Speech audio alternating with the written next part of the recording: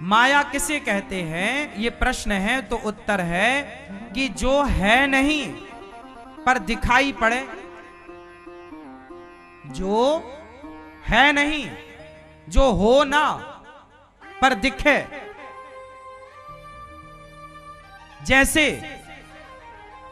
जादूगर की जादू, जैसे जादूगर की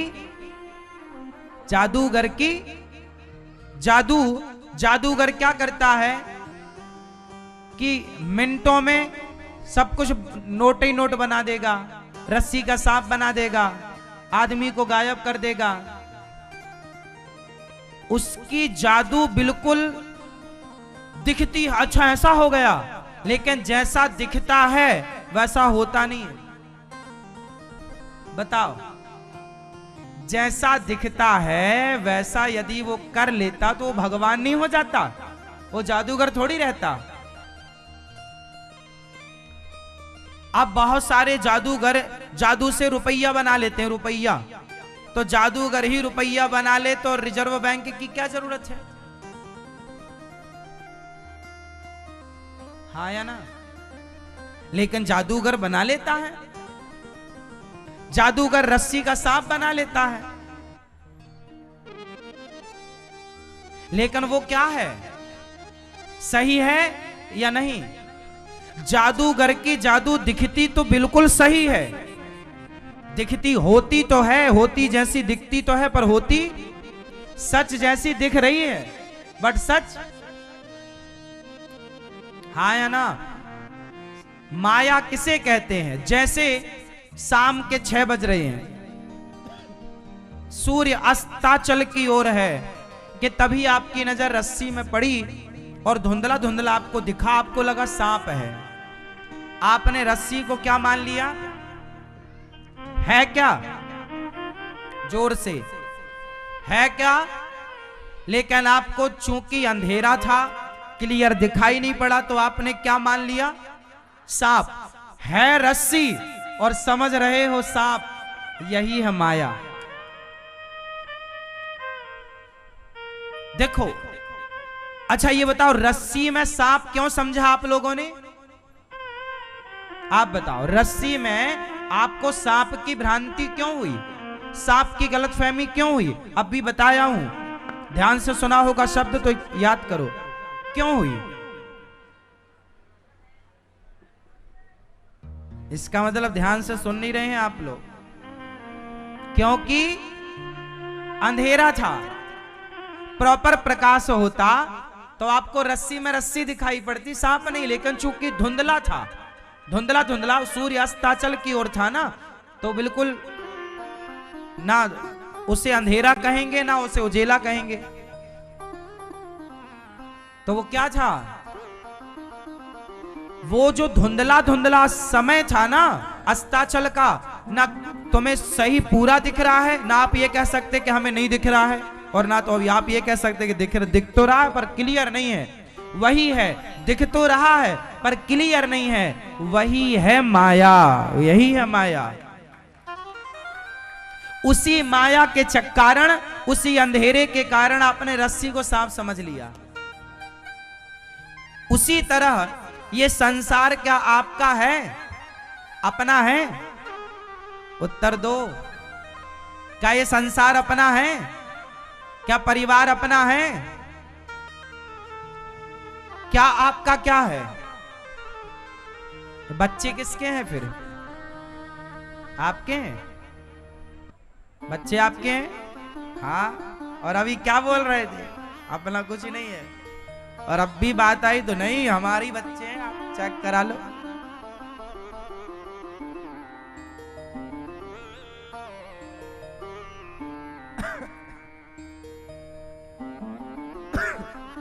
यही है माया। आप लोग ये समझ लेते हैं कि ये मेरा है, और मेरा कब क्यों समझ में आया? जैसे रस्सी को सांप आपने अंधेरे में समझा है, उसी प्रकार ये संसार, ये परिवार, अरे परिवार संसार छोड़ दो भैया, ये बताओ ये शरीर आपका है? है? है? यदि है तो फिर चिता पे लोग जला क्यों देते हैं? तुम अपना शरीर लेके क्यों नहीं जाते? तुम्हारा शरीर है तो आंखों में कम दिखने लगा, तुमने रोक क्यों नहीं लिया? फिर क्यों बहरे पड़ गए तुम बुढ़ापे में? क्यों लंगड़े हो गए तुम बुढ़ापे में? क्यों तुम्हारे बाल सफेद हो गए? तुम्हारा ही तो था, तो रोक लेते ना कि नहीं जी बाल तुम पकना मत, आंखें तुम बुढ़ी मत होना, तुम देखना छोड़ना मत। ये शरीर यदि आपका था तो आपने इसे समाप्त होने से रोका क्यों नहीं? निष्क्रिय होता रहा, आपने रोका क्यों नहीं?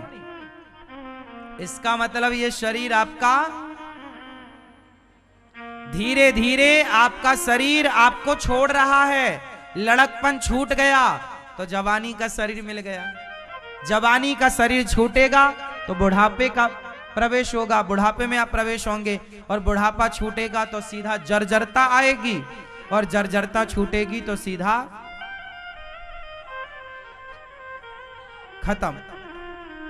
इसलिए आप ये बात समझो कि ये जो शरीर है ये भी अपना, आप में से कितने लोग इस बात से सहमत हैं कि शरीर भी अपना नहीं है? या आप में से कोई ये मानता है कि शरीर मेरा है? आप में से कितने लोग ये मानते हैं कि शरीर मेरा है? हाँ, मैया मानती हैं। ये मैया बोल रही है कि ये शरीर मेरा है। नहीं, ये शरीर यदि आप मान भी लो कि मेरा है तो माने बैठे रहो, तुम्हारे मानने से होगा क्या? तुम मान लो या मत मानो, तुम्हारे जाते लोग ले जाएंगे, चिता पे रखेंगे और आग लगाएंगे। तुम्हारी आंखों के सामने लोग जल गए कितने। इसलिए ये शरीर भी हमारा नहीं है, लेकिन हम मान क्या रहे हैं? ये मेरा है। आप लोग क्या कहते हैं? ये हाथ मेरा है, ये आंख मेरी है, डॉक्टर साहब मेरी आंख में दर्द है, मेरा पेट, मेरा शरीर, मेरा घुटना, मेरा सिर। आप क्या कहते हैं? ये मेरा है। क्यों कहते हैं आप? क्योंकि रस्सी को आपने सांप क्यों कहा? क्योंकि अंधेरा था। शरीर को आपने अपना क्यों मान लिया? क्योंकि माया है, यही माया है। जो आपका है नहीं, आपको अच्छे से पता है कि आपका नहीं है, लेकिन आप कह रहे हैं कि मेरा, यही माया है। समझ में आई मैया? आपको अच्छे से पता है कि ये शरीर भी मेरा नहीं है, लेकिन आप कहेंगे कि ये मेरा है। जो है नहीं पर दिखाई पड़ता है मेरा सा, वही माया है। समझ में आ रही है मेरी मां? इसलिए माया, मम माया दुरत्यया, बड़ी प्रबल है ये माया। आप में से कितने लोग इस माया से बचना चाहते हैं?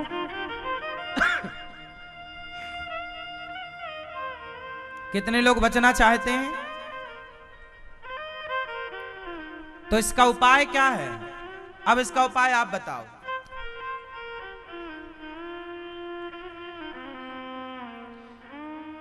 मैया, ओ मेरी प्यारी मां, ध्यान से सुनो मेरी मां। माया से बचना है तो उपाय एक है। एक मछुआरा था, वो पानी में जाल डालता था मछली पकड़ने के लिए। बहुत सी मछलियां उसके जाल में फंसी, पर एक मछली थी जो बार बार वो जाल डालता था पर मछली फंसी नहीं। जानते हो क्यों? बताओ क्यों नहीं फंसी वो मछली उसके जाल में? एक तालाब में, वो पूरे तालाब में जाल डाले,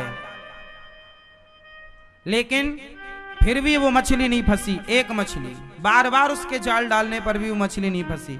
बता वो मछली कहां थी कि नहीं फंसी?